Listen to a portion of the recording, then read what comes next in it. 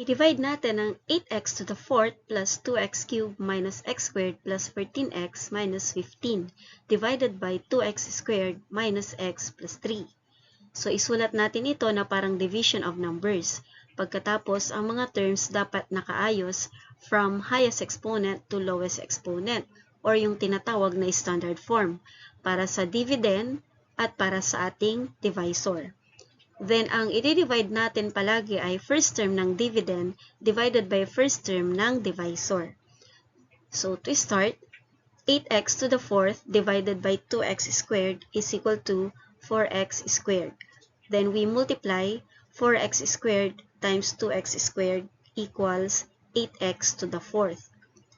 Then, 4x squared times negative x is equal to negative 4x cubed. 4x squared times positive 3 equals positive 12x squared. Pagkatapos, ima-minus natin. Iso-subtract natin. 8x to the 4th minus 8x to the 4th equals 0. 2x cubed minus negative 4x cubed, ang sagot ay 6x cubed. Then, negative x squared, o ito ay negative 1x squared, minus 12x squared equals negative 13x squared. I-bring down natin yung susunod na term na 24x, positive 24x. Then, i-divide natin ulit ang first term, 6x cubed divided by 2x squared equals 3x. I-multiply natin ulit. 3x times 2x squared equals 6x cubed. 3x times negative x is equal to negative 3x squared. 3x times positive 3 equals positive 9x. Then, magma-minus tayo ulit or subtract. 6x cubed minus 6x cubed equals 0. Negative 13x squared minus negative 3x squared equals negative 10x squared. Kasi yung minus negative 3 dito ay magiging plus 3. So, negative 10x squared. Then, 24x minus 9x is equal to 15x.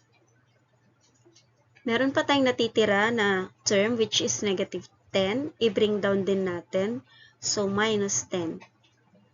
Ulitin natin. Negative 10x squared divided by 2x squared is equal to negative 5. Then, multiply ulit. Negative 5 times 2x squared equals negative 10x squared. Negative 5 times negative x equals positive 5x. Katapos, negative 5 times positive 3 equals negative 15. And then, subtraction ulit. Negative 10x squared minus negative 10x squared is equal to 0. Pagkatapos, 15x minus 5x equals 10x. Then, negative 10 minus negative 15 is equal to 5. Ang degree ng sagot natin dito ay 1 kasi meron na lang tayong x. Ang degree niyan ay 1. Pero ang divisor natin, ang degree niya ay 2. Ibig sabihin, hindi na tayo pwedeng mag-divide kasi mas maliit na yung degree ng result kaysa doon sa divisor.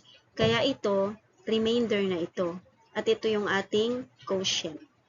Kaya, ang ating quotient ay 4x squared plus 3x minus 5. Ang remainder or yung r of x ay 10x plus 5. Ito. Okay. Or pwede nating sabihin na ang sagot ay 4x squared plus 3x minus 5 plus 10x plus 5 over 2x squared minus x plus 3.